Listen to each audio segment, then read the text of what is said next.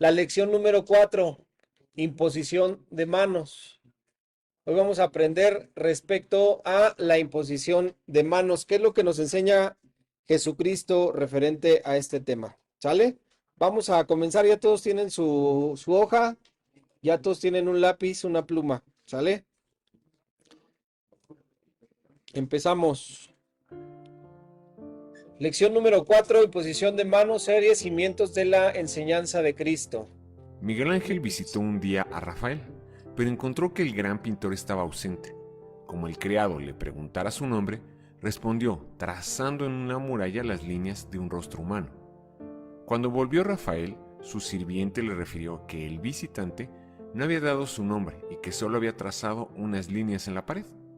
El artista contempló aquellos trazos y exclamó admirado: «Solo puede ser la mano de Miguel Ángel».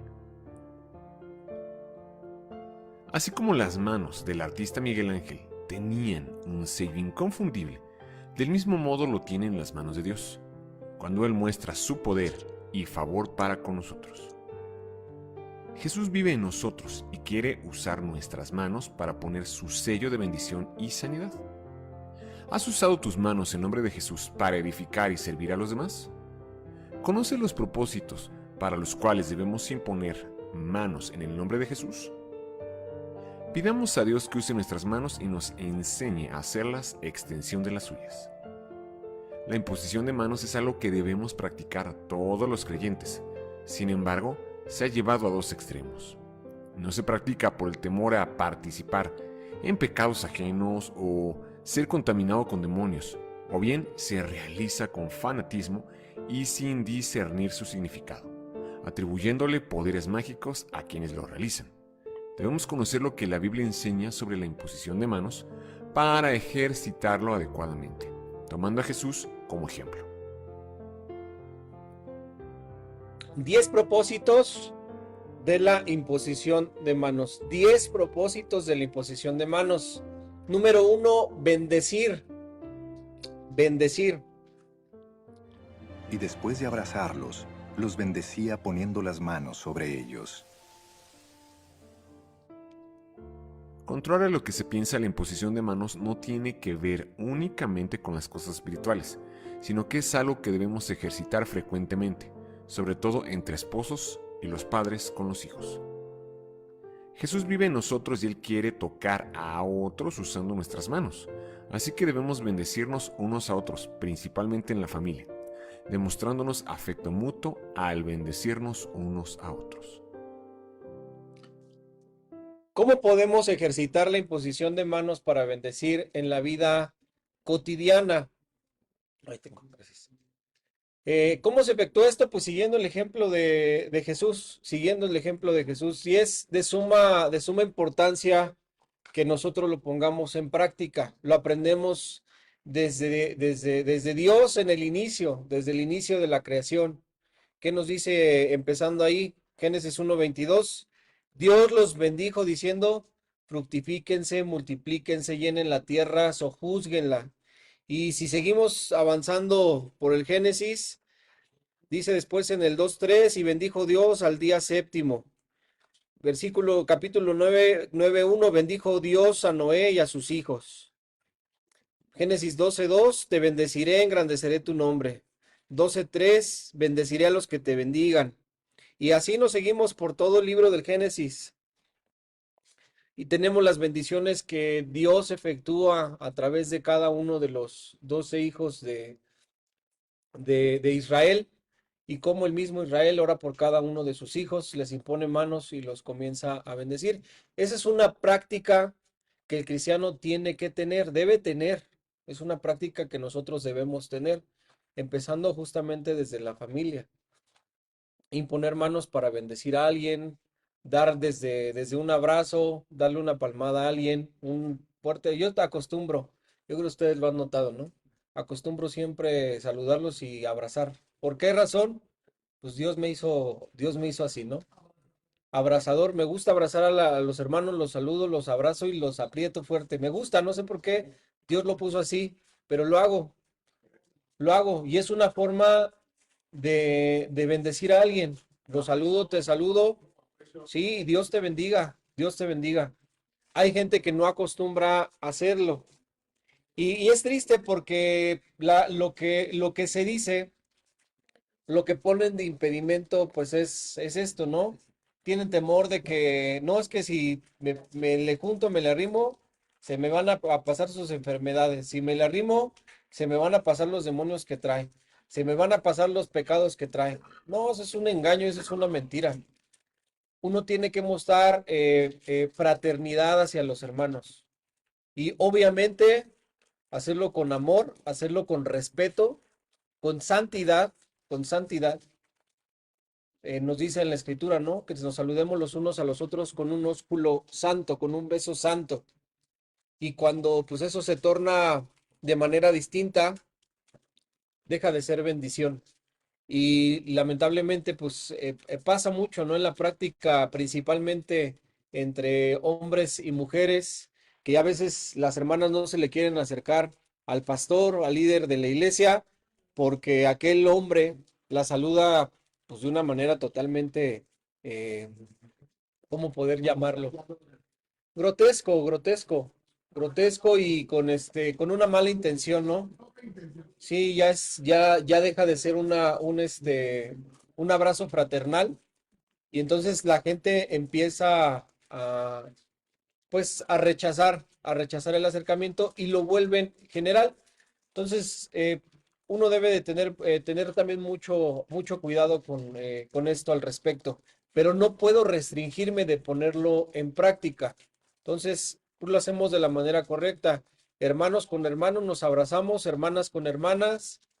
Habrá con algunos hermanos, siendo ustedes mujeres, con los cuales tal vez haya, pues digamos, más confianza, un mayor acercamiento, una relación ya de más tiempo y sabes que tienes la confianza de acercarte al hermano, a la hermana y que no hay una mala intención de... Sí, o una mala intención, principalmente una mala intención. Pero lo que nosotros tenemos que hacer en comunión con la iglesia, con la familia, ¿qué se hace? Poner en práctica lo que la Biblia enseña. ¿Qué hacía Jesús con los discípulos? Los bendecía. Venía la gente para con Jesús y les imponía las manos y los bendecía.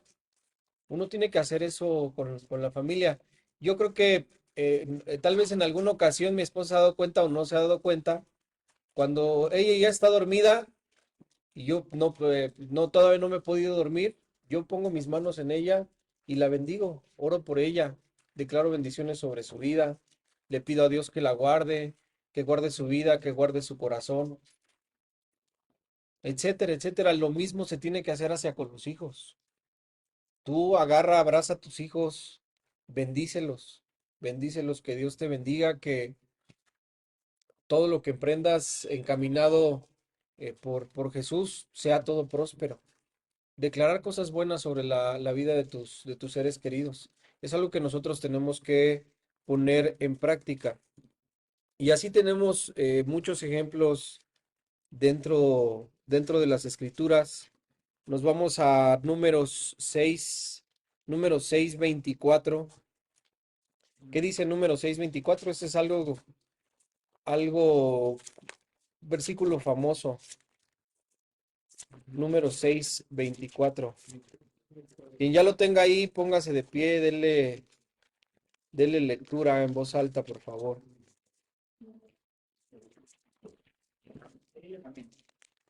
Adelante.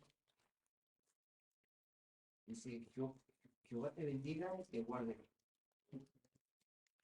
Sigue, adelante, sigue hasta el 26. Jehová, 25, Jehová, haga resplandecer su rostro sobre ti y tenga de ti misericordia. Jehová, alce sobre ti su rostro y ponga en ti paz.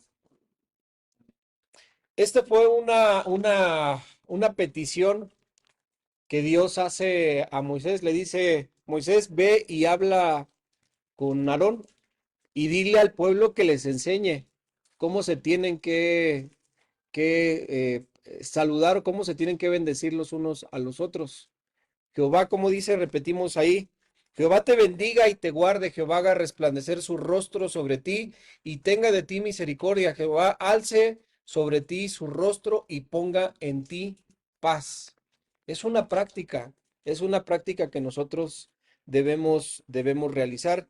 Y repito nuevamente, algo que el mismo Jesús hacía con la gente, hacía con sus discípulos. Leemos en los evangelios cómo lo llevaba Jesús a la práctica. En Marcos 10:16, ¿qué nos dice? Marcos 10:16.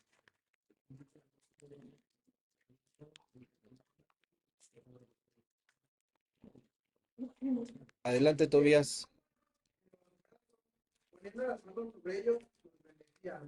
¿A quiénes estaba bendiciendo Jesús? A los niños, a los niños. Los discípulos, espérate, no, deja que hagan a los niños para allá que ni se le acerquen. Nos están interrumpiendo, la gente no pone atención, dijo Jesús, no. Los niños sí, le eran traídos a Jesús los niños, ¿con qué intención? Con que Jesús pusiera las manos sobre ellos y los bendijera. ¿Qué es lo que nosotros tenemos que hacer? Seguir exactamente el mismo ejemplo de Jesús. Lo vemos también en Lucas 24:50.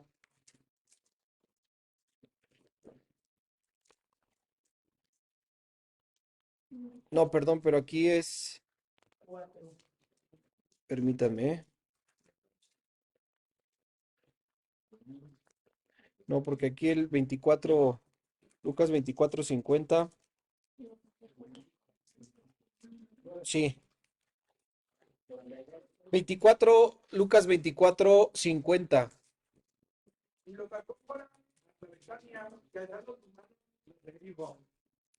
Y aconteció que bendiciéndolos se separó de ellos y fue llevado arriba al cielo. ¿A quién estaba bendiciendo Jesús? A los discípulos. En ese momento Jesús es tomado para ascender. ¿Y qué es lo que pasa? Bendice a sus discípulos. Y una vez que los bendice, se va. Y tenemos la misma práctica más adelante, también en el libro de los Hechos, e instrucciones por parte también de dentro de las cartas, ¿no? Instrucciones respecto a que nos bendigamos los unos a los otros, que Jesús nos ha bendecido con toda bendición espiritual. Entonces, son varios ejemplos que tenemos en la Biblia respecto a la práctica de la imposición de manos para bendecir en la vida cotidiana. Es algo que nosotros debemos de poner en práctica. Amén.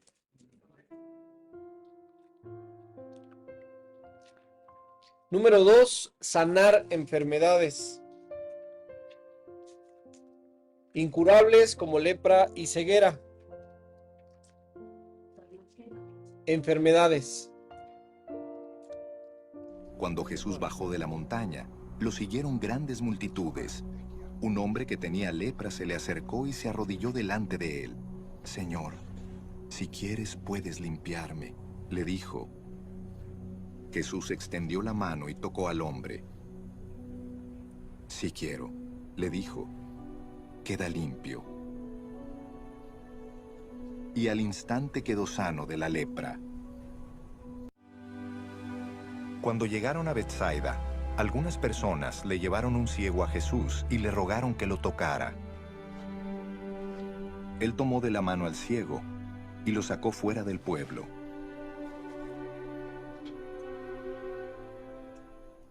Después de escupirle en los ojos y de poner las manos sobre él, le preguntó, ¿puedes ver ahora? El hombre alzó los ojos y dijo, veo gente. Parecen árboles que caminan. Entonces le puso de nuevo las manos sobre los ojos.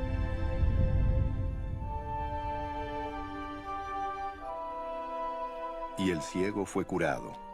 Recobró la vista y comenzó a ver todo con claridad. Diversas enfermedades.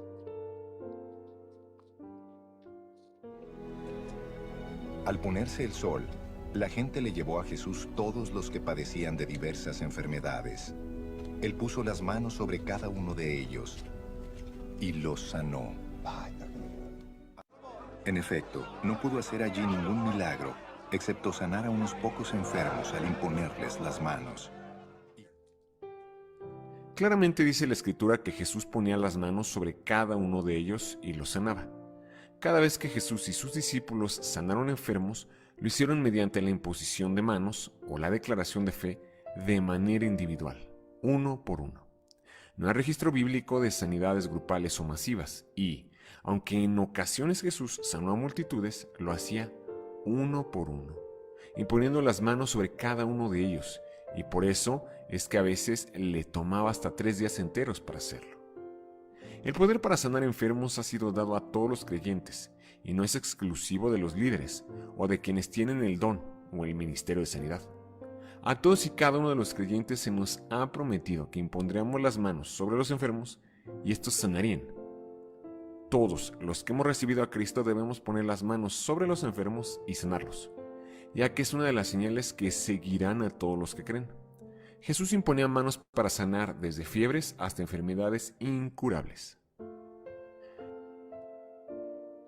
¿Cómo podemos ejercitar la imposición de manos para sanar enfermos en la vida diaria? ¿Qué es lo que normalmente acostumbramos? Ya de esto lo hemos hablado, pero generalmente el cristiano acostumbra, si es que lo hace, si es que lo pone en práctica. Bueno, en primer lugar, partiendo desde eso, ¿no? Es algo que tenemos que poner en práctica, la imposición de manos para sanar a los enfermos. ¿De qué enfermedades? De las que sean. Cualquier tipo de enfermedad, enfermedades incurables o diversas enfermedades, incluso una propia gripa. A veces cometemos el error de no ponerlo en práctica e inmediatamente recurrimos a la medicación sin antes pues orar por la enfermedad. Pero bueno, es algo que tenemos que tener, algo que tenemos que poner en práctica, imposición de manos para sanar enfermedades. ¿Por qué lo tenemos que poner en práctica? Porque Jesús lo manda y Jesús lo enseña. En Marcos 16, 18, ¿qué dice? Marcos 16, 18.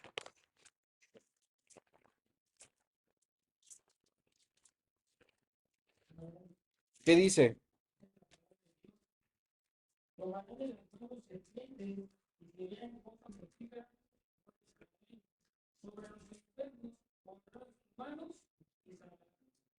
¿A quién se lo dice? A los que creen. Y estas señales, si leemos desde el 17, dice, y estas señales seguirán a los que creen. En mi nombre echarán fuera demonios, hablarán nuevas lenguas, tomarán en las manos serpientes, si bebieren cosa mortífera no les hará daño. Sobre los enfermos pondrán sus manos y sanarán. Sobre los enfermos pondrán sus manos y sanarán. Edgar. Sí.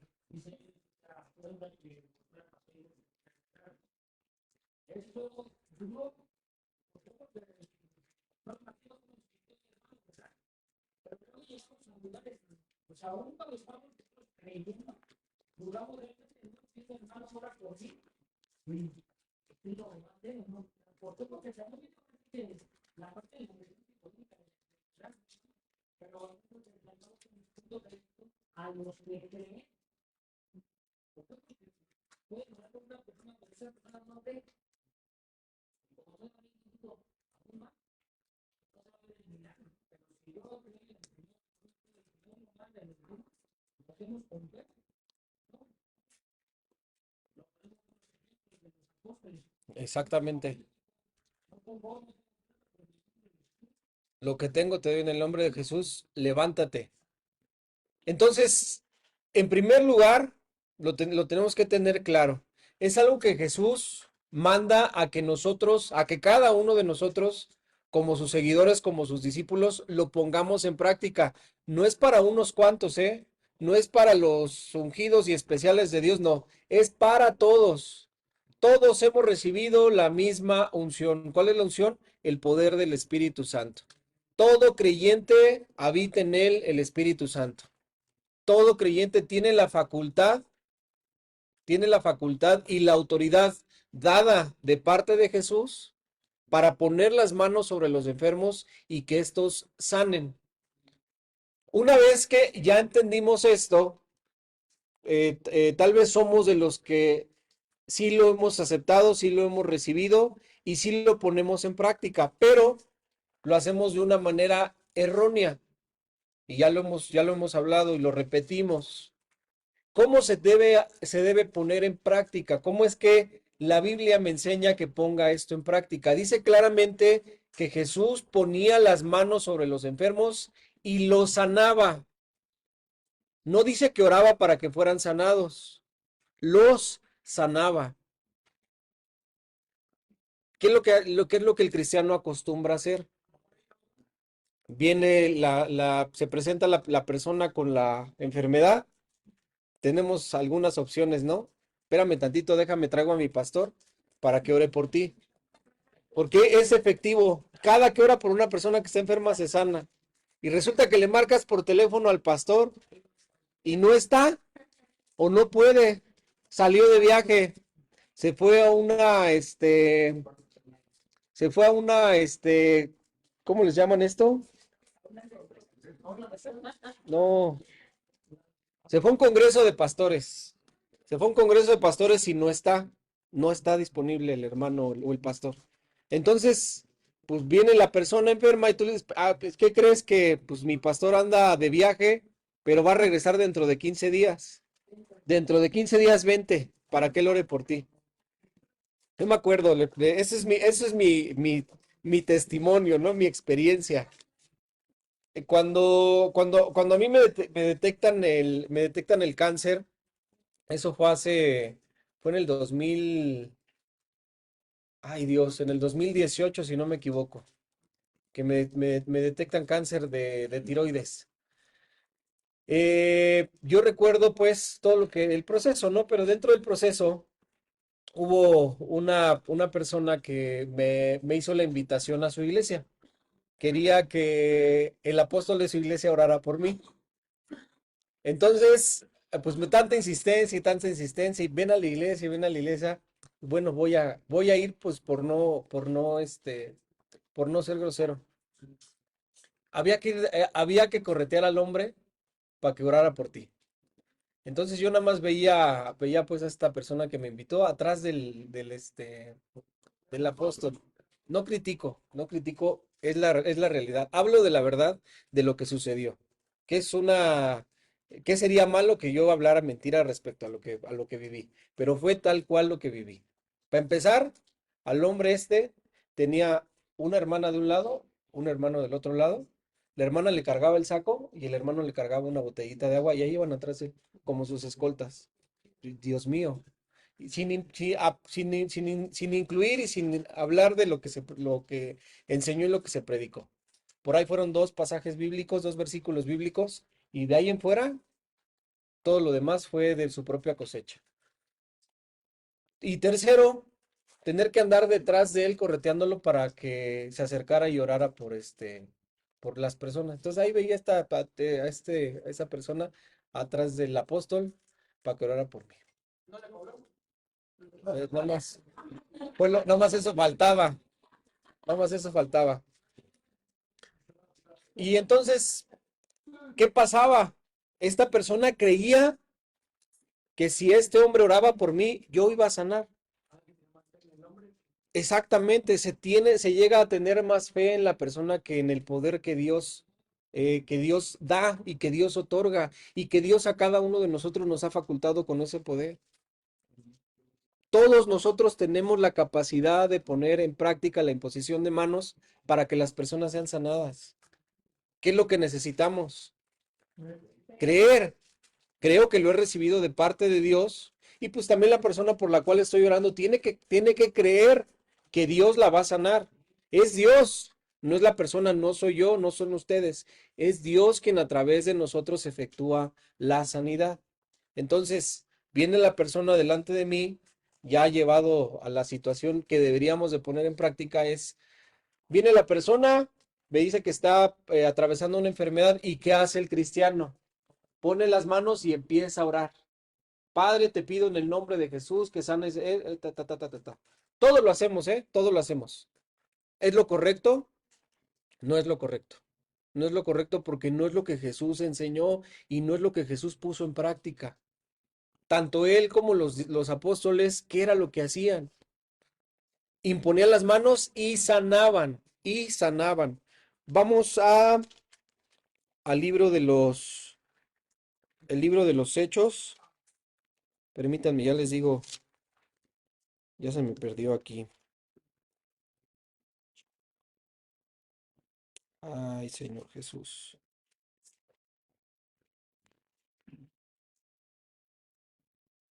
Aquí estamos, libro de los Hechos.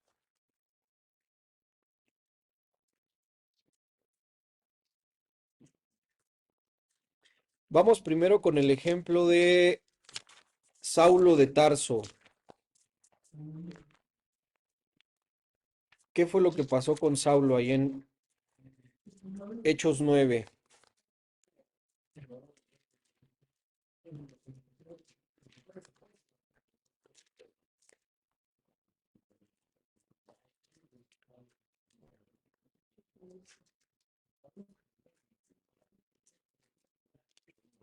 ¿Qué dice Hechos 9 del 17 en adelante?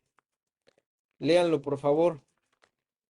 Ananías fue y entró a la casa, puso sobre él las manos y le dijo, hermano Pablo, el Señor Jesús, que, que se te apareció en el camino por donde venías, me ha enviado para que recibas la vista y seas lleno del Espíritu Santo.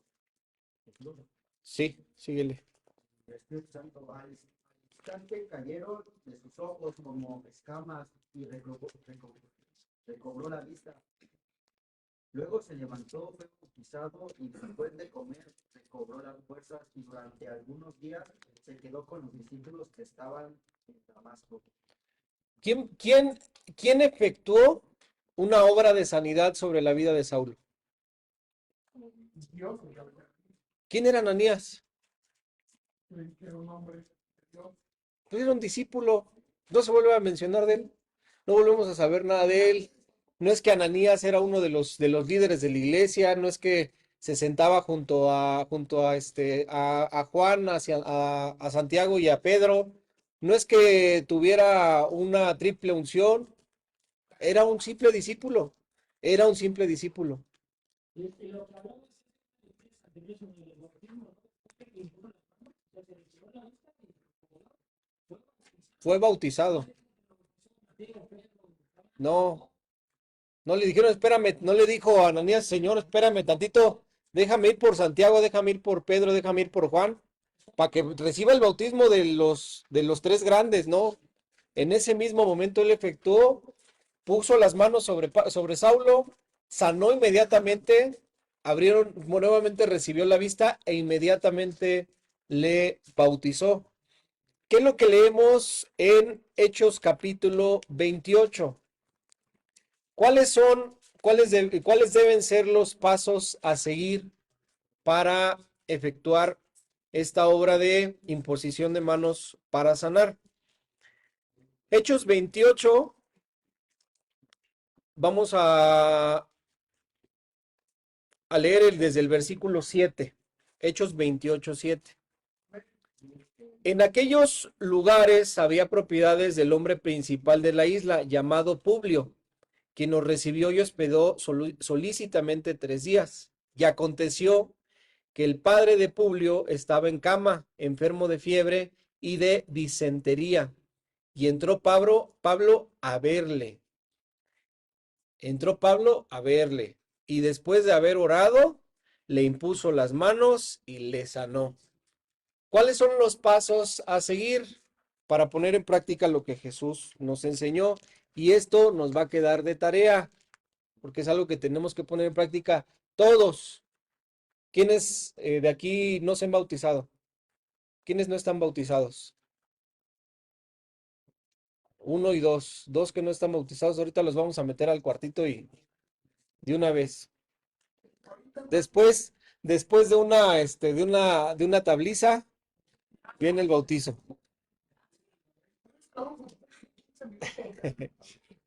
hasta que se le ahogue el último pecado. ¿Qué es lo que tenemos que hacer? Es claro. Ahí está lo que dice, ¿no? Dice que Pablo primero fue a ver a la persona enferma, al padre de Publio. Fue a ver. Segundo, ¿qué hizo? Oró. ¿Qué dice?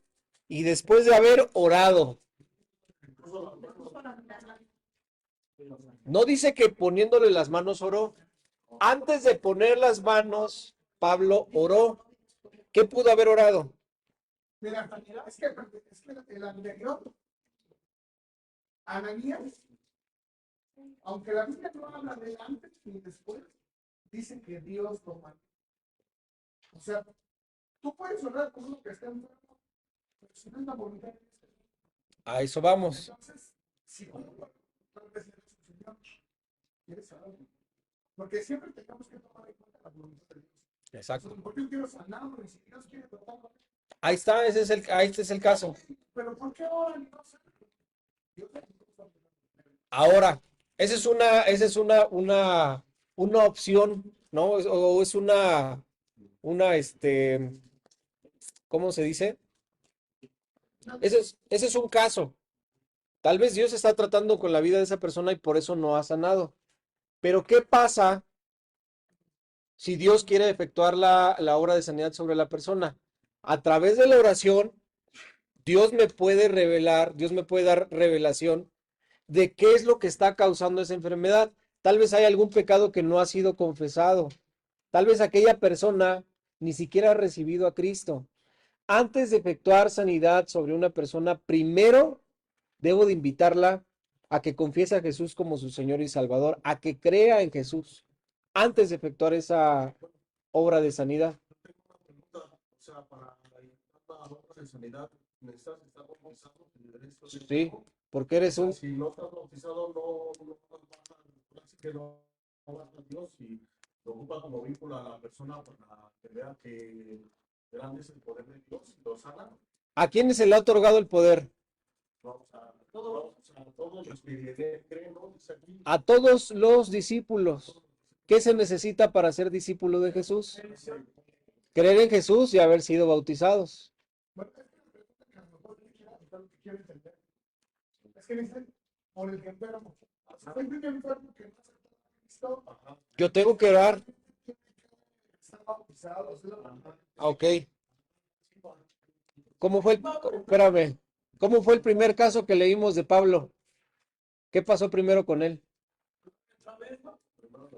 Dice que Ananías recibió un mensaje de parte de Dios. Vas a ir, vas a buscar vas a entrar a esa casa y vas a encontrar a Saulo. ¿Qué fue lo que hizo Ananías? Habló, o sea, fue a él, lo vio. Para haber recibido la indicación de parte de Dios, Ananías tuvo que haber orado. Y dentro del proceso de la oración, Dios le mostró qué era lo que tenía que hacer. Vas a ir a esa casa, vas a ver al enfermo, en este caso Saulo, que estaba ciego, vas a imponer las manos sobre él y lo vas a sanar. Fue lo que hizo. ¿Qué aconteció después de eso? Sí, ¿y qué pasó después?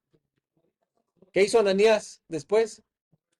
No, después lo bautizó. Sí. Mira, Dios es soberano. Eso no me lo invento. Dios es soberano. Y a lo mejor una persona que no cree en Jesús, es el sanarlo, puede llevar a unos creen en Jesús. O sea, porque Dios es otro. O sea, Dios no es soberano. No siempre. O sea, no siempre. Un parámetro. O sea, no. Porque entonces, como él quiere. Jesús siempre le decía a la gente, ¿crees que yo puedo hacer esto? Sí. O sea, Jesús decía, ¿tú crees que yo puedo hacer esto? Entonces, no a veces a lo mejor tiene que ser creyente. A lo mejor te va a ocupar a ti y por la sanidad puede creer en Jesús porque Dios te está haciendo. O sea, pero La obra de sanidad no necesariamente se efectúa sobre una persona creyente. No, pero Sí, la persona que lo haga, pues sí tiene que ser un creyente, obviamente. Sí, el vínculo sí tiene que ser el de Sí, si la persona está enferma, necesitaba no, no, no, no. A través, justamente como dice Paco, esa obra de sanidad puede causar que esa persona se convierta a Cristo. Sí. Entonces, oro, le pido dirección a Dios para saber qué es lo que está pasando, si tal vez hay algún pecado oculto, incluso para que Dios me muestre, como bien dice Paco, Dios me muestre qué tal si pues no quiere Dios efectuar la sanidad y Dios en la oración me detenga a ponerlo en práctica. Yo no sé, yo no sé. Pero si no viene esa revelación de parte de Dios, de que Dios no lo quiere sanar, yo tengo que ponerlo en práctica. ¿Por qué? Porque Jesús lo manda. Ya no es problema mío, ya no es problema suyo. Si es sanado o no es sanado, ese es problema de Dios hacia con la persona. Mi tarea como discípulo de Jesús es obedecer a lo que Él me está mandando. Oro, voy a la persona, oro para, Señor, en el nombre de Jesús, obra, Señor, para que en el momento en el que yo imponga las manos sobre esta persona, la persona sane. Haz algo, Señor, al respecto. ¿Qué hago yo cuando, por ejemplo, ha sucedido algo parecido? Se acerca una persona y sé que está atravesando por una enfermedad, enfermedades de todo tipo. Mientras me está contando la persona qué es lo que ha pasado, qué es lo que está haciendo, qué es lo que tiene, internamente estoy orando. Señor, ¿qué debo hacer, Señor? ¿Qué está atravesando, Señor? ¿Qué oro? Por favor, Señor, en el nombre de Jesús, trae sanidad sobre la persona. ¿Qué sigue? Impongo las manos sobre la persona. Pues, Juan, en el nombre de Jesús, levántate de sano. En el nombre de Jesús, está fuera el cáncer. ¿Cuál es la enfermedad? No, pues es una gripa. En el nombre de Jesús, la gripa desaparece. Sencillo. Sencillo. Sin tanto revoloteo, sin tanto amaroma de teatro. Simple. Ponlo en práctica. Haz lo que Dios manda, porque así lo hizo Jesús. Sí, Jesús hizo distintos milagros, distintas obras de sanidad. A unos les decía, a uno le dijo, el caso que vimos, ¿no? Le escupió, hizo lodo y lo untó sobre sus ojos. Otro le dijo, ve y lávate. ¿Cuántas veces lo mandó que se lavara? ¿Tres o siete? 3 veces. Siete veces mandó el Eliseo a Namán a que se lavara 7 veces. Entonces, de maneras distintas, pero cómo lo ponía en práctica y cómo enseñó a sus discípulos a hacerlo fue de esa manera. Impongan las manos sobre los enfermos y sánenlos, sánenlos. Eso es lo que la escritura manda que nosotros pongamos en práctica. Ese es el modo, ese es el medio, esa es la forma correcta de hacerlo. Ese es al modo de Jesús. Amén. Alex. Las personas saben, ¿no? Que no sea haciendo las cosas, que no con eso. Nosotros debemos trabajar, nosotros sanamos porque sabes Jesucristo, ¿no? Sí. No porque nosotros seamos grandes, sino porque estamos junto a alguien grande. Y cuidado con que te sientas Juan Camaney y sientas que tú eres el que trae la unción y que trae el... No, es Jesús que lo hace a través de nosotros. Y cuidado, y debemos cuidar también el corazón de la gente y hacerle ver, si eres sanado, no es por mí, dale la gloria y dale las gracias a Dios, porque Él es el que hace la obra, Él es el que efectúa la sanidad, porque si no al rato la gente anda detrás de uno y ya te convierten en un ídolo. ¿Por qué? Pues porque me sanó del cáncer, porque me sanó de esto. Y eso personas les doy un viaje y ahí por lo menos María no sale de la migración. Pero bueno, no sé, creo que nombres de Liceo, Moisés y otros, ¿no? Y bueno, señores, se le lleva muy mal, la señora estuvo por empezar en la duda, ¿no? Luego que se salió tomar oigan, señora, ahí a donde va a ir, en la palabra, algo ahí, un grupo, algo que nos explique la Biblia. Entonces, no sé, ahora mi vecina, dice, pero ahí, ganaba, ahora por hermanito, y sabes, es una foto, una noticia, algo, pero ya no sabía nada, ¿no? Y entonces empezamos a compartir un poco de la palabra, ¿no? Y luego habla ahí, o sea, ya empezamos a hablar, lee usted la Biblia, conoce de Jesucristo, ya conocía un poco, ¿no? Ya los versículos que y pues se me ocurre decir que, le digo, pues digo, me sorprende su fe que tiene al venir a conocer a esta persona. Le digo, pero su fe le está puesta más del autor y productor de la Biblia, que es Jesucristo. Le invito a que lea su Biblia y sí le dije, en el nombre del Señor usted está acá y conozca un poco más de la Biblia, ¿no? Pero ¿cuál es tu expresión de tus ganas de querer ser sabio, ¿no? De autoridad.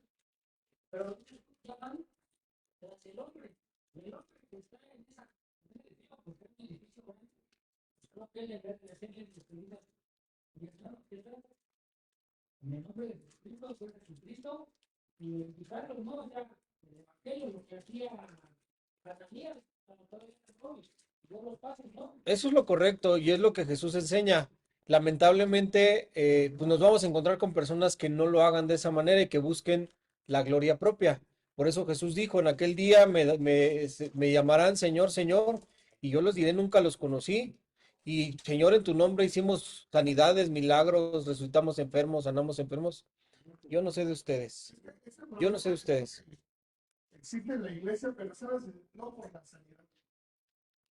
Hay gente que tiene talento Es un don. para predicar, o sea, Sí. Dios les da el don, el talento, ¿no? Y cuando alguien predica bien, no tienen ese don, ese tú, logra, es que cómo predica, y ay, no, porque es hermano. ¿Y sabes cuál es el problema con eso? O sea, no justificándolos a los que predicamos la palabra. No, nosotros tenemos debilidades. Y de repente cuando caes en una debilidad, ya no voy a ir a la iglesia, ya no sé qué ser hipócrita. Porque desde el principio me enseñaste que el que ocupa al chango es Dios. O sea, es Dios el que ocupa, el que te da el talento, el que habla, que no sé qué es Dios. Entonces, si desde ahí empiezas con la gente a enseñarle, pues es Dios el que te dice talento, ¿no? Ya si hay otras cosas más adelante, como sanidad, es decir. O sea, hay gente en la iglesia que pasa a ver que es Dios, Es Dios. ¿no? Que luego desde la predicación, ay, yo voy a la iglesia porque no se le cobra nada. Una porción de buenas tablas y se sientan y ya te están. Sí. O sea, así es. Le dice, yo les he puesto ese ejemplo, ¿no? De mi mamá. Decía mi papá, ¿quieren conocer a Lupita? Vengan de 7 a 8 y la van a conocer, la van a conocer. Y esa es la realidad.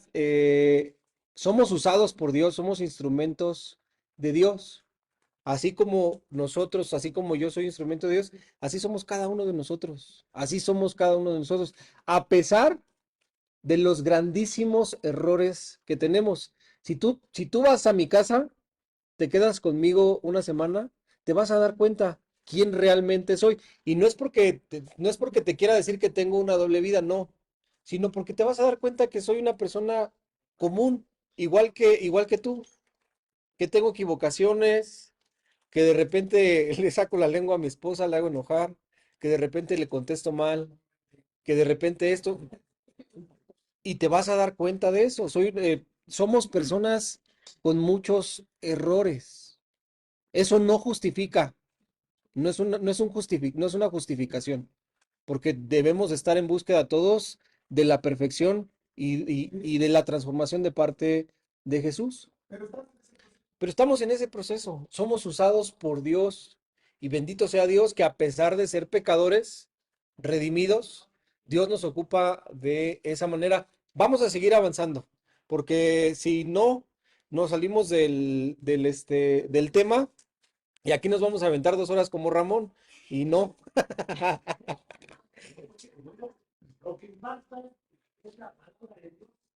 Que la gente se equivoca y a veces piensa que disfrutar de tú. La palabra ahorita tiene impacto, la gente se queda a su paso. Y si hay gente que manipula el evangelio para Sí, porque el evangelio no hay más palabras, el poder En el poder del Espíritu Santo.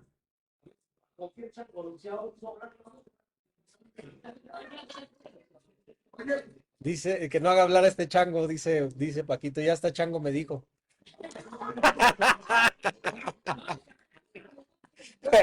No. Entonces, ponemos en práctica esto. Es un mandato de parte de Jesús hacia cada uno de nosotros. Obviamente, sí, hay personas que han recibido el don de sanidad de parte del Espíritu Santo y que esto lo efectúan continuamente. Si yo no tengo el don del Espíritu Santo de sanidad, no quiere decir que me voy a restringir a ponerlo en práctica. Y yo lo voy a poner en práctica. Tal vez voy a orar por 100 personas y entre esas 100, una sola sea sanada. Y gracias a Dios, yo tengo que obedecer a lo que Jesús me está mandando a hacer. Afirmación, y ténganlo siempre presente, porque esto existen dos corrientes, ¿no? Respecto a esto. Eh, ya hasta se me fueron los nombres, pero existen aquellos que dicen que los dones y las señales y todo se quedó atrás, que eso fue parte de la era o del tiempo de los apóstoles y que en nuestros días eso ya no continúa. Y ese es un extremo, ¿no? Decir que no, no, las sanidades, las señales, ahí está, y lo dice la escritura. La escritura lo dice, estas señales seguirán a los que creen, ¿no? Exactamente. Dios sigue obrando. Y está el otro extremo, que por todos lados quieren únicamente efectuar y ver sanidades, no. Tiene que haber un orden, un orden. Pero bueno, no me acuerdo del nombre esto. Ay, Señor Jesús, ayúdame. Ay, Señor. No recuerdo, pero ahorita en el transcurso seguramente me acuerdo y les digo cómo es que se nombran estas dos corrientes. Pero bueno, entonces habrá personas que tienen el don y pues obviamente lo van a efectuar de manera continua. Y parte el trasfondo o el centro del ministerio que están ejerciendo se va a basar en la sanidad porque es el don que ha recibido. Así como está el don de sanidad, don de hacer milagros, don de fe, el don de la enseñanza, el don de la predicación, pues todo eso es el fundamento del ministerio que desarrollamos o del trabajo que hacemos dentro del ministerio. Y esa va a ser la diferencia. Pero aunque yo no haya recibido por parte del Espíritu Santo el don de sanidad, tengo una responsabilidad dada por parte de Jesús. ¿Cuál es esa responsabilidad? Imponer mis manos sobre los enfermos para que estos sean sanados. Amén.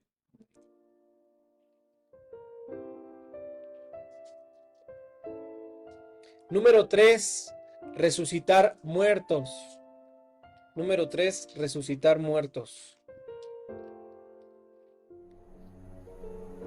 Mientras él les decía esto, un dirigente judío llegó, se arrodilló delante de él y le dijo, mi hija acaba de morir, pero ven y pon tu mano sobre ella y vivirá.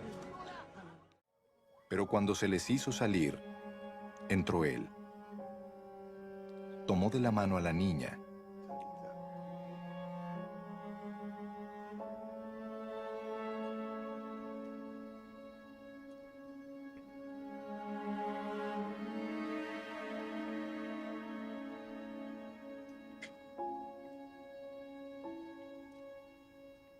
Y ésta se levantó.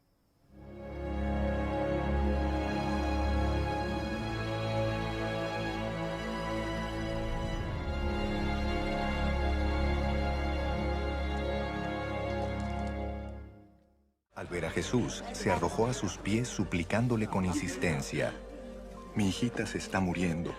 Ven y pon tus manos sobre ella para que se sane y viva. Número 4, hacer milagros. Hacer milagros. Cuando llegó el sábado, comenzó a enseñar en la sinagoga. ¿De dónde sacó tales cosas? Decían maravillados muchos de los que le oían. ¿Qué sabiduría es esta que se le ha dado? ¿Cómo se explican estos milagros que vienen de sus manos? Número 5, hacer señales y prodigios.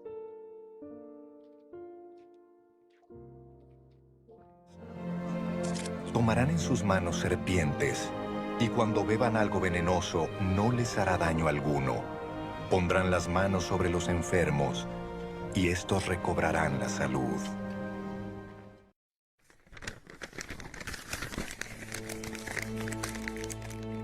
Los apóstoles hacían muchas señales milagrosas y maravillas entre la gente, y todos los creyentes se reunían con frecuencia en el templo, en el área conocida como el Pórtico de Salomón.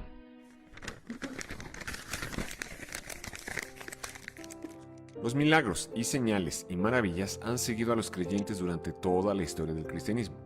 Jesús prometió que las señales seguirían a los creyentes y que las obras que él hizo, incluidos los milagros, sanidades, señales, prodigios y resurrección de muertos, nosotros también las haríamos, y que aún mayores obras que él haríamos, porque iba al Padre y nos enviaría al Espíritu Santo. El libro de los Hechos registra que con gran poder los discípulos hacían milagros y que por sus manos eran hechas señales y maravillas. Pedro y Pablo resucitaron muertos mediante la imposición de manos.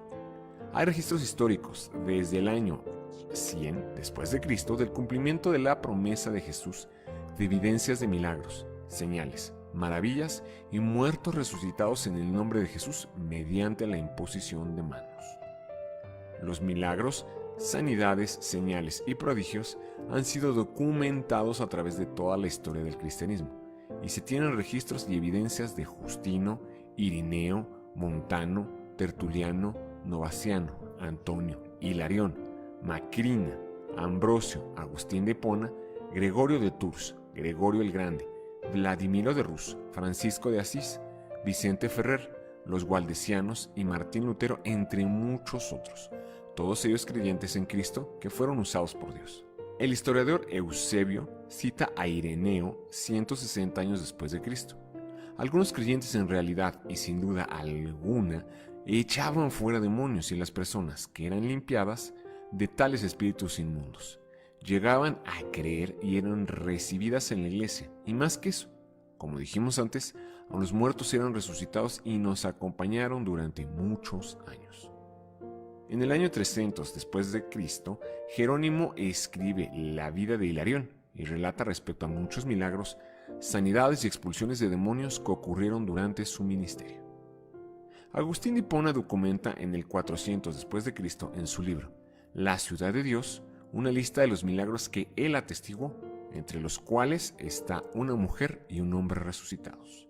En 1400 después de Cristo se describe en el libro La vida de los santos a Colette de Corbie como una creyente que hacía multitud de milagros y señales y que resucitaba muertos. Si investigamos a fondo y con seriedad podemos descubrir que los milagros, incluido la resurrección de muertos, han estado presentes en toda la historia de la iglesia cristiana. Y hoy en día se sabe que muertos resucitados en el nombre de Jesús por creyentes comunes en comunidades remotas de China y algunos otros países, especialmente donde hay persecución. Los milagros, señales y prodigios son para hoy, y es por medio de la imposición de manos que podemos realizarlos. Pidamos a Dios nos enseñe a usar nuestras manos no solo para lo espiritual, sino también para asuntos de la vida diaria y para resolver todo tipo de problemas. Que Dios nos guíe. ¿Cómo podemos ejercitar la imposición de manos para hacer milagros, señales y prodigios en la vida diaria? El libro de los Hechos registra qué era lo que los apóstoles ponían en práctica, qué era lo que los apóstoles hacían respecto a esto. Y pues es responsabilidad nuestra, nuevamente, seguir el mismo ejemplo de ellos. Leemos en el libro de los Hechos, en el capítulo 4, versículo, vamos a leer desde el 23, desde el 23. Acababan de liberar de la cárcel,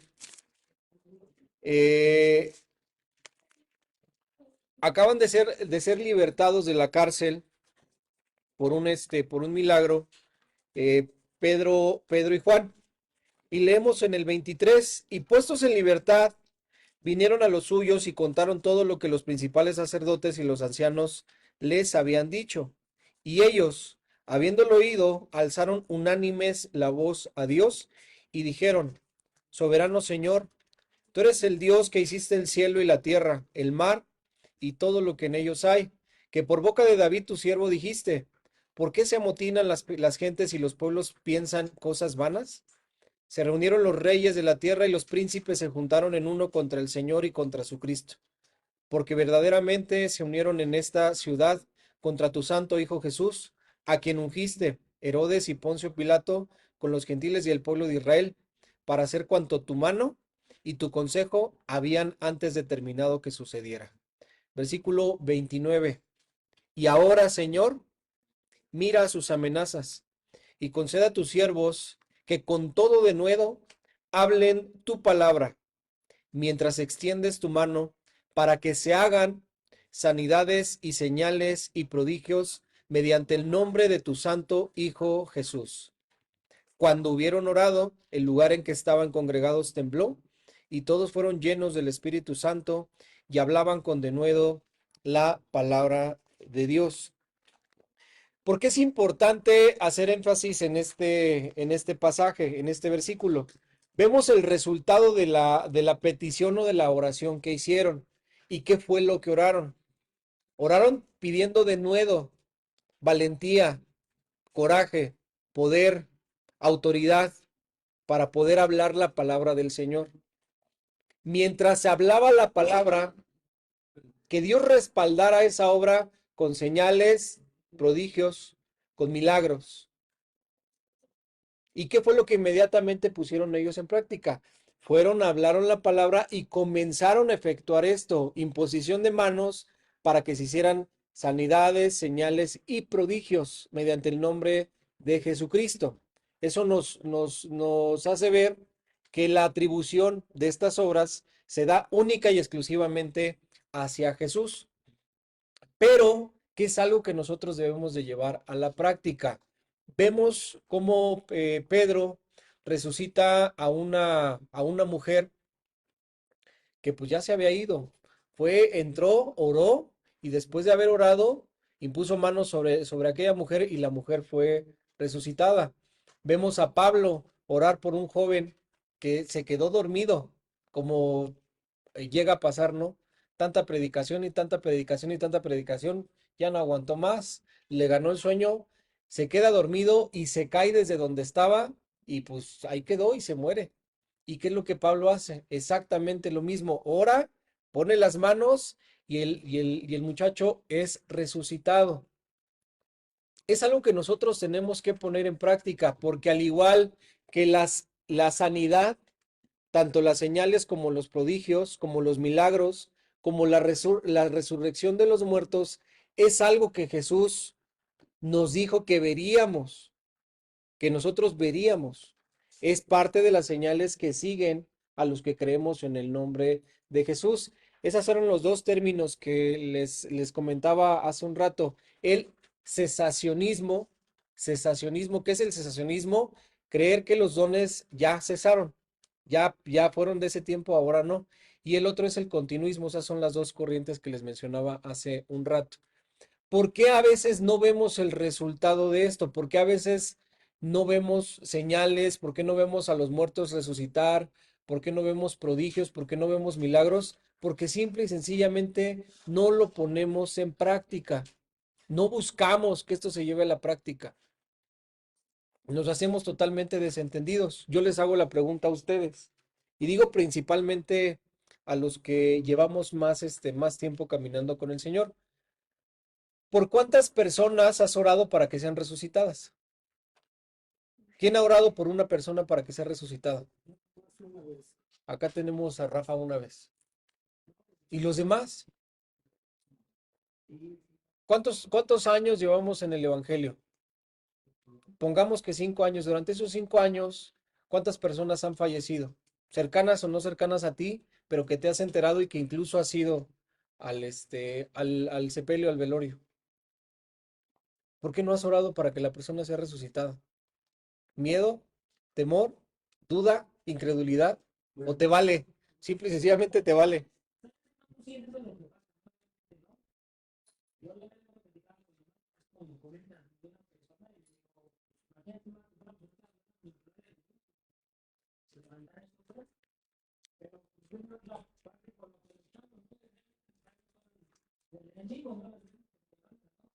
Y empieza luego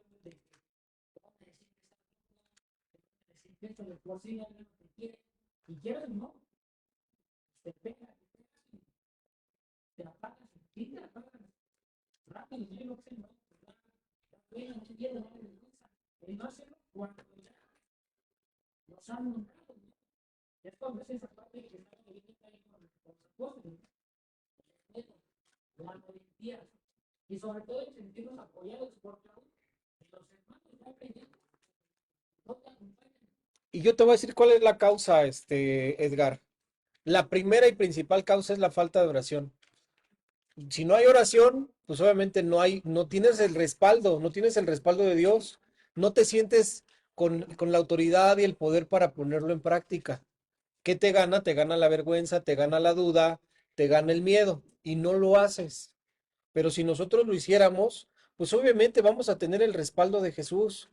Ocasiones en las cuales no suceda, pero vamos a ver, como yo les decía, puede que lo hagamos 100 veces, pero dentro de esas 100 veces, pues una vez tiene que ocurrir. ¿Por qué? Porque yo estoy poniendo en práctica lo que Jesús me manda. Pero si no va acompañado de lo que Él me pide, como lo tenemos los ejemplos, pues no va a suceder. Si no va acompañado de oración, si no va acompañado de la palabra, no va a suceder, no va a suceder. Y eso nosotros lo tenemos que hacer en la vida diaria, en la práctica cotidiana, lo de cada día, lo de cada día. Se te descompuso el carro, está fallando el aparato con el medio en el cual trabajas, la máquina se averió, la computadora ya no está agarrando. Ora, ora. Parece cosa rara, parece locura, parece chiflado, pero lo tenemos que hacer. En las cosas cotidianas, en las cosas cotidianas. Funciona un aparato sin electricidad, funciona un vehículo sin gasolina, funciona un vehículo sin aceite en el motor. Lo podemos ver, lo podemos ver. Pero si nosotros no oramos para que ese tipo de cosas acontezcan, pues bueno, nunca va a suceder, nunca va a suceder. Nuevamente, si no oras, si no pones en práctica la resurrección de los muertos, resucitar un muerto, pues jamás va a suceder. Nos vamos a quedar con las historias de los hechos, con los milagros que Jesús hizo, con los testimonios de otros. Y nosotros nunca lo vamos a ver. Y pues, el resultado de eso es pues, la falta de oración. ¿Por qué? Porque si leemos que en otros tiempos acontecían milagros de este tipo?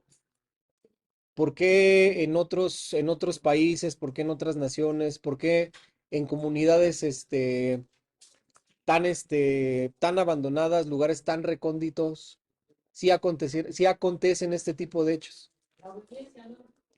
Son obedientes a Jesús, son obedientes a Jesús, son personas que oran, son personas que pasan tiempo realmente en la palabra de Dios y que lo que están recibiendo de la palabra de Dios creen al 100% que es real y lo ponen en la práctica. Conocerás. El versículo de Mateo, decía el Señor, ¿no? Señor, sobre tu palabra, echaré el pleito, hermano, obediente sobre tu palabra, de tu palabra, el único vaya ni hagan, y toda la Es que yo no sé qué les voy a decir, es que yo no sé qué les voy a hablar. Ya tienes la autoridad de parte de Jesús, ¿qué les vas a hablar? Lo que está en su palabra. Es lo que les tienes que hablar. Pero obvio, si no leo la Biblia, si no oro, pues ¿de qué les voy a hablar? Pues no vas a saber. No vas a saber de qué hablarles. Las palabras que salgan de tu boca se te van a enredar, te vas a hablar de una cosa, de otra cosa y al final no se vas a hablar de nada. ¿Por qué? Porque tienes desconocimiento.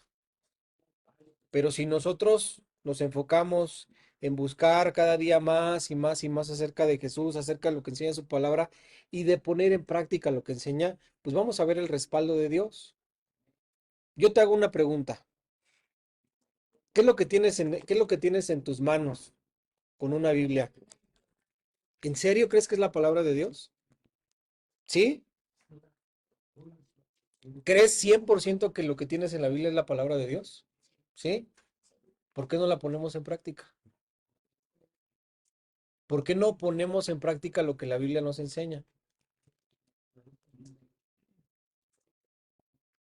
Desconocimiento a veces, sí, pero a veces también es falta de fe y falta de confianza y de la seguridad de que realmente es la Biblia, de que realmente es la palabra de Dios. Desconfías, como, ay, sí, pero como que esto no es para mí, como que esto no aplica en mí. La palabra de Dios es 100% efectiva, 100% efectiva. ¿Por qué no vemos los resultados que queremos? Porque no seguimos al pie de la letra lo que Jesús manda. Eso es sencillo. Amén.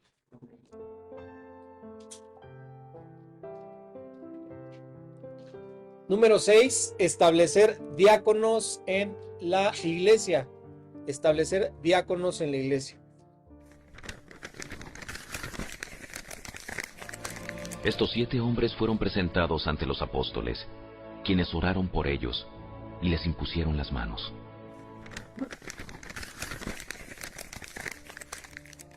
La organización del liderazgo de la iglesia desde sus inicios está muy claramente definido en los Hechos y todo el Nuevo Testamento. Cada iglesia era liderada por 2 o más líderes, a quienes la Escritura denomina ancianos, como veremos más adelante. La iglesia en Jerusalén era dirigida por 3 ancianos, Pedro, Jacobo y Juan. La iglesia de Antioquía por 5. Los ancianos se dedicaban enteramente a los asuntos espirituales y debido a eso levantaban discípulos que les ayudasen con las cosas materiales, a quienes la palabra se refiere como diáconos. Diácono significa servidor, y no es un título opuesto, sino una actividad delegada para servir a Dios por medio de servir a los demás en asuntos materiales como acarreo, servir comida, ayuda, aseo, finanzas, etc. Número 7, establecer ancianos en la iglesia.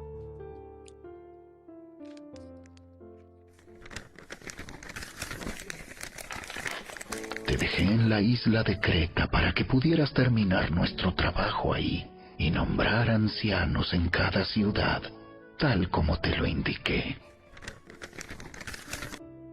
Anciano significa maduro espiritualmente y tampoco es un título o jerarquía, sino una actividad delegada para servir a Dios, ocupándose de los asuntos espirituales como la oración y el ministerio de la palabra, para enseñar y preparar a los santos para la obra del ministerio. Anciano es lo mismo que obispo. Anciano se refiere al carácter del siervo, mientras que obispo se refiere a la responsabilidad del siervo, la cual es supervisar, gobernar, predicar, enseñar y pastorear, dirigiendo a los creyentes para que realicen la obra del ministerio. La iglesia debe ser gobernada por varios ancianos, de los cuales saldrán apóstoles. Número 8, enviar misioneros.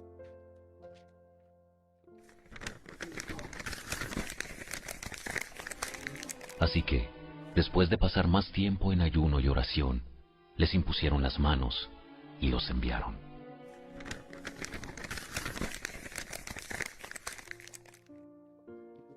Una vez establecidos ancianos y diáconos, se deben poner manos de entre los ancianos que el Espíritu Santo indique, para enviarlos como misioneros a levantar iglesias a donde Dios los dirija. Número 9, ministrar el bautismo en el Espíritu Santo.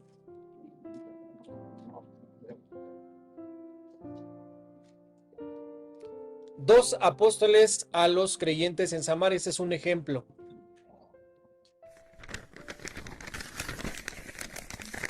En cuanto ellos llegaron, oraron por los nuevos creyentes para que recibieran el Espíritu Santo. El Espíritu Santo todavía no había venido sobre ninguno de ellos, porque solo habían sido bautizados en el nombre del Señor Jesús. Entonces Pedro y Juan impusieron sus manos sobre esos creyentes y recibieron el Espíritu Santo.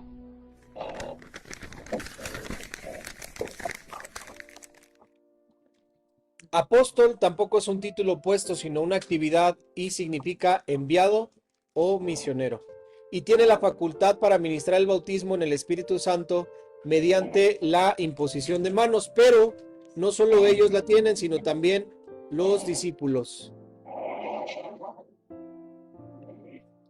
Ese es el segundo caso. Así que Un discípulo a un pecador recién convertido.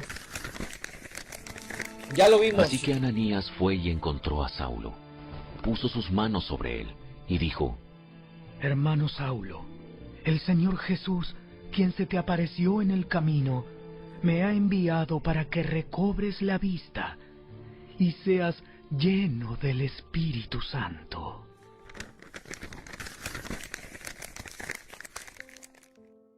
Pablo fue bautizado con el Espíritu Santo por un discípulo y después que fue enviado, su ministerio era no solamente predicar y bautizar en agua, sino también ministrar el bautismo en el Espíritu.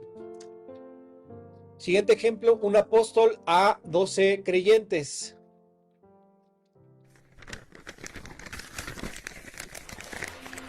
Después, cuando Pablo les impuso las manos, el Espíritu Santo descendió sobre ellos y hablaron en otras lenguas y profetizaron. Había unos 12 hombres en total.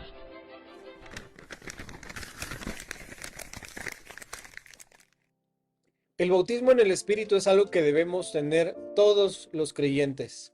Puede venir por la imposición de manos de un discípulo o de parte de Dios directamente. También podemos tenerlo pidiéndolo en oración. Número 10, ministrar dones espirituales. Ministrar dones espirituales.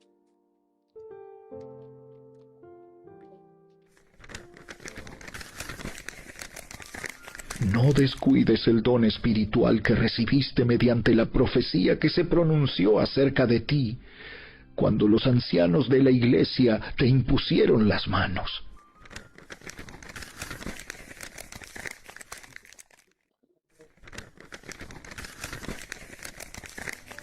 Por esta razón, te recuerdo que avives el fuego del don espiritual que Dios te dio cuando te impuse mis manos.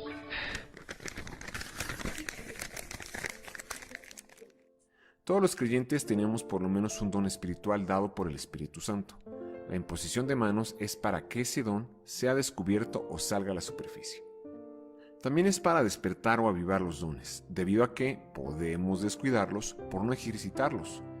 En el contexto, vemos que la lectura, la exhortación y la enseñanza son el medio por el cual los dones son cuidados o cultivados. De manera que lo que se recibe mediante la imposición de manos se puede apagar. Asimismo, la cobardía y la falta de poder, amor y dominio propio son señales de que no estamos llenos del Espíritu ni estamos ejercitando los dones que hemos recibido. ¿Cómo podemos ejercitar la imposición de manos para establecer líderes, ministrar el bautismo y los dones espirituales? Exactamente de la misma manera que aprendimos del resto. Y nuevamente tenemos el respaldo de lo que la Biblia nos está enseñando. ¿Qué hicieron los discípulos para levantar, los apóstoles para levantar diáconos? Tenemos ahí el relato en Hechos capítulo 6, versículo 1 en adelante. En aquellos días, como creciera el número de los discípulos, hubo murmuración de los griegos contra los hebreos, griegos creyentes y hebreos creyentes, de que las viudas de aquellos eran desatendidas en la distribución diaria. Entonces, los 12 convocaron a la multitud de los discípulos y dijeron: no es justo que nosotros dejemos la palabra de Dios para servir a las mesas. Busquen pues, hermanos, de entre ustedes a 7 varones de buen testimonio, llenos del Espíritu Santo y de sabiduría, a quienes encarguemos de este trabajo, y nosotros persistiremos en la oración y en el ministerio de la palabra. Agradó la propuesta a toda la multitud y eligieron a Esteban, varón lleno de fe y del Espíritu Santo, a Felipe, a Prócoro, a Nicanor, a Timón, a Parmenas y a Nicolás, prosélito de Antioquía, a los cuales presentaron ante los apóstoles, quienes orando les impusieron las manos. Y crecía la palabra del Señor y el número de los discípulos se multiplicaba grandemente en Jerusalén. También muchos de los sacerdotes obedecían a la fe. Entonces, de manera práctica, con la intención de que levantar líderes espirituales con la finalidad de que el trabajo que se hace dentro de la obra de Dios se pueda distribuir. No es porque los apóstoles no pudieran, o es porque, no es porque el servir a las mesas fuera desagradable, sino simple y sencillamente era excesivamente la carga. Aparte de que tenían que ministrar la palabra, que tenían que orar, tenían todavía que servir a las mesas. Yo me imagino que aquellos hombres pues estaban cansados, ¿no? De tanto trabajo, de que tanta carga estuviera únicamente referida hacia ellos. ¿Qué necesitaban? Hombres de buen testimonio, porque eso es lo que dice aquí, de buen testimonio, hombres de fe, que se encargaran de esta tarea. ¿Qué hizo Pablo? Perdón, ¿qué hicieron los discípulos? Fueron, oraron por ellos y establecieron de entre todos ellos a 7 hombres, a los cuales los iban a apoyar para poder ejercer la obra. El mismo caso, como dices tú, Paco, ¿no? Lo mismo que hizo Moisés. Tuvo que levantar ancianos dentro del pueblo de Israel para que le ayudaran, para que se pudiera efectuar la obra de Dios de una mejor manera. Es algo que nosotros tenemos que poner en práctica. Y aquí no se trata de que porque es mi primo, porque es mi hijo, porque es mi hermano, porque ahora él va a heredar el ministerio que Dios me dio. No.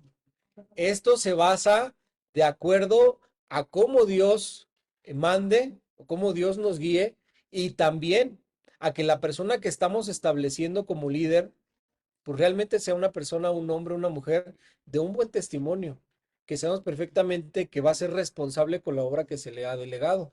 Porque eso es triste, pero pasa. Se muere el pastor y ¿quién es el que toma el lugar? Primero la esposa. Y ya cuando la esposa siente que ya no puede con la chamba, levanta al hijo. Y cuando ya hay otro hijo. Entonces vuelve ¿qué? Pues eso es nada más un negocio familiar. Es un negocio familiar. Del PRI, del primo. Eso se vuelve un negocio familiar. Y pones en el liderazgo personas de tu agrado, personas que son cercanas a ti, porque me cae bien, porque me llevo muy bien con él. No tiene que ser así. Tiene que ser algo guiado por el Espíritu Santo. Y, importante, que eso que nosotros estamos haciendo sea respaldado por Dios y en conjunto, en unidad, en unidad. Si habemos ancianos dentro de la iglesia, líderes espirituales, pues yo no puedo tomar la voz por encima del resto y decir que va a ser levantada tal persona porque eso a mí Dios me lo mostró y tiene que ser así. A ver, espérame tantito. Aquí habemos un grupo que somos ancianos de la iglesia. Tal vez Dios a ti ya te mostró eso, pero espérame tantito. ¿Qué pasa con el resto? Espérate a que Dios también nos muestre lo mismo a nosotros. ¿Por qué? Porque resulta que lo pongo en práctica. Yo no aviso y levanto a un hombre como otro líder, como un encargado, como alguien que nos va a apoyar en esta obra, y resulta que es levantado. Y a los 2 meses me deja tirada la obra, me deja tirado el trabajo y se va. ¿Por qué pasa eso? Ah, pues simple y sencillo. Tú te dejaste llevar por tu emoción y por tu buen ojo. Es que ese se ve que es bien fiel, se ve que es... No, no, las cosas no se manejan de esa manera. Y si no quiere, Si no quiere, ¿qué? o sea, si Dios te enseña aquí, no quiere. Pues ya es responsabilidad del que no está aceptando el llamado de parte de Dios. Pero siempre va acompañado uno de otro, ¿eh? Que te hagas el loco y no aceptes el llamado de Dios es otra cosa. Pero y bueno, no es que yo crea, sino que está establecido. Va a confirmar tanto al líder como también a aquel al que es llamado. Dios a ti ya te mostró, tú como líder ya te mostró quién tiene que ser levantado. Aquella persona también ya Dios le tuvo que haber hablado. Y eso va a coincidir. Ya es responsabilidad si el otro no lo toma, porque sabe perfectamente que Dios le ha llamado. Ministramos el bautismo del Espíritu Santo, la llenura del Espíritu Santo. Eso también es algo que tenemos que poner en práctica. Oramos por las personas, tal vez ya han sido bautizadas, ya se añadieron a la iglesia, incluso ya pueden estar sirviendo dentro de la iglesia y aún no han sido llenos del Espíritu Santo. ¿Qué tenemos que hacer? Orar por la persona, imponerle manos para que reciba el bautismo, la llenura del Espíritu Santo. De la misma manera en que ponemos en práctica el resto de las cosas. Pongo las manos sobre la persona, recibe la llenura del Espíritu Santo. Puede que en el momento ocurra algo sobrenatural, puede que no lo ocurra, pero es algo que pongo en práctica y es algo que obviamente va a dar evidencias. ¿Qué me va a dar evidencias? ¿Las señales? No necesariamente, no necesariamente. Es que en el libro de los Hechos tembló y aquí no tiembla, más que cuando pasan los camiones. No importa, no importa. ¿Cuál va a ser el resultado? Y es el principal. ¿Qué leímos ahorita en Hechos, no, no en Hechos 6, en Hechos 4? ¿Qué fue lo que ocurrió? Cuando hubieron orado, el lugar en el que estaban congregados tembló y todos fueron llenos del Espíritu Santo y hablaban con denuedo la palabra de Dios. Ese es el principal resultado. La gente que ha sido bautizada, que ha recibido el bautismo en el Espíritu Santo, va a hablar con denuedo la palabra de Dios. Ese es el resultado. Y por último, ministrar los dones espirituales. Si yo he recibido de parte de Dios, ejemplo, no digo que sea así. Si he recibido de parte de Dios el don de sanidad, el don de hacer milagros, yo puedo orar por una persona que sea levantada también como un líder dentro de la iglesia e impartir esos mismos dones que yo he recibido de parte de Dios, impartirlos sobre la persona. Puede que se efectúe o puede que no, pero yo lo tengo que hacer. Es el caso que nos pone la Biblia respecto a Timoteo. ¿Qué fue lo que hizo Pablo con Timoteo? Él oró, puso manos sobre él y le ministró los dones. Le ministró el Espíritu Santo y le ministró los dones. Acuérdate, le dijo a Timoteo, ¿no? Acuérdate de lo que has recibido por la imposición de mis manos. ¿Qué había recibido? El llamado de ser un anciano dentro de la iglesia, la responsabilidad de enseñar la palabra de Dios, de predicar la palabra de Dios. Dios a ti te ha facultado con ese don para predicar, para enseñar la palabra de Dios. Ministralo a otros. ¿Qué es ministrar? Dárselo a otros. Te entrego esto mismo que yo he recibido. Eso mismo recíbelo. Oras por la persona para que lo reciba, para que Dios le dé sabiduría para predicar la palabra, para que Dios le dé entendimiento, le dé inteligencia para enseñar la palabra de Dios, para que Dios le dé poder para hablar con denuedo la palabra. Tú lo pones las manos sobre la persona e impartes esos dones espirituales que tú también has recibido. Lo principal, nuevamente, reitero, repito y repito que quede bien claro. Esto tiene que ir respaldado. ¿Respaldado de qué? Respaldado de la oración, porque es a través de la oración que nosotros recibimos esa sabiduría de parte de Dios. No doy nombres para que no se haga evidente, ¿no? Pero en una de las iglesias, pues he estado orando para que sea levantado un siervo de Dios, uno más que se sume al trabajo que se está haciendo en esa iglesia. ¿Qué se ha hecho? Orar. Orar, orar, orar, orar. ¿Para qué? Para que Dios guíe, para que Dios muestre. Empezó con un hombre al cual Dios le había mostrado quién podía ser levantado. Habló con nosotros, nos dijo, mira, a mí Dios me muestra, ok, vamos a esperar. Vamos a esperar un tiempo que Dios vaya mostrando. Segunda persona, exactamente lo mismo. Tercera persona, exactamente lo mismo. Cuarta persona, exactamente lo mismo. Estuvimos orando y se recibió la confirmación de Dios. ¿Qué es lo que tenemos que hacer? Pues simple y sencillamente ponerlo en práctica.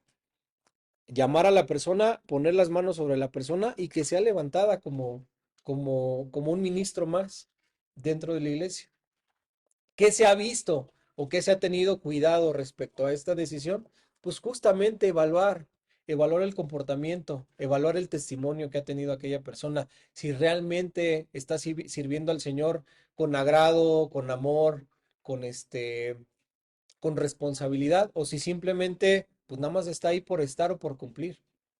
Y uno va viendo y va evaluando lo que el Señor está haciendo.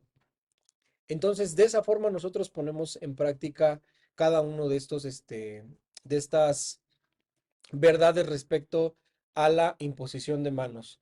Establecer líderes dentro de la iglesia, que aquellas personas reciban la llenura del Espíritu Santo y ministrarles los dones espirituales que nosotros ya hemos recibido de parte de Dios.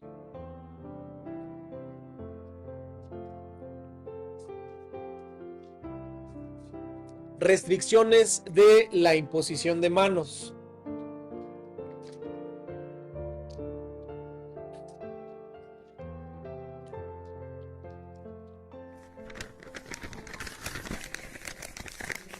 Los que están en pecado deberían ser reprendidos delante de toda la congregación, lo cual servirá de firme advertencia para los demás. Te ordeno solemnemente, en presencia de Dios y de Cristo Jesús y de los ángeles altísimos, que obedezcas estas instrucciones sin tomar partido ni mostrar favoritismo por nadie. Nunca te apresures cuando tengas que nombrar a un líder de la iglesia. No participes en los pecados de los demás. Mantente puro.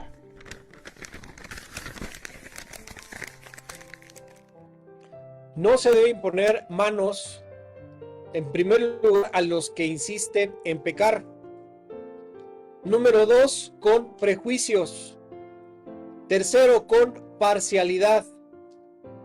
La mayoría malinterpreta esta orden del Espíritu Santo y por eso tienen temor de imponer manos y no ejercitan ni practican la imposición de manos. Este mal entendimiento ha producido una falsa doctrina con la cual siembran temor en la gente, aun de saludar a otros o de siquiera tocarlos por el peligro de lo que esos falsos maestros llaman la transferencia de espíritus, transferencia de pecados y toda clase de transferencias dañinas. Y esa falsa creencia ha privado a muchos creyentes sinceros de disfrutar los beneficios de la imposición de manos y de ver manifestado el poder de Dios en sus propias vidas y en las de los que los rodean.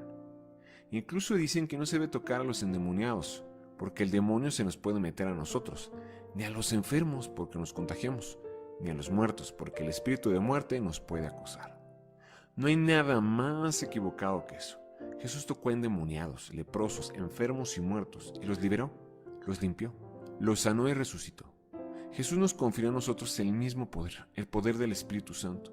Debemos rechazar esas falsas doctrinas y comenzar a ejercitar la imposición de manos tal y como lo enseñó Jesús, sobre todo para bendecir, para sanar y hacer milagros, sanidades, señales y prodigios.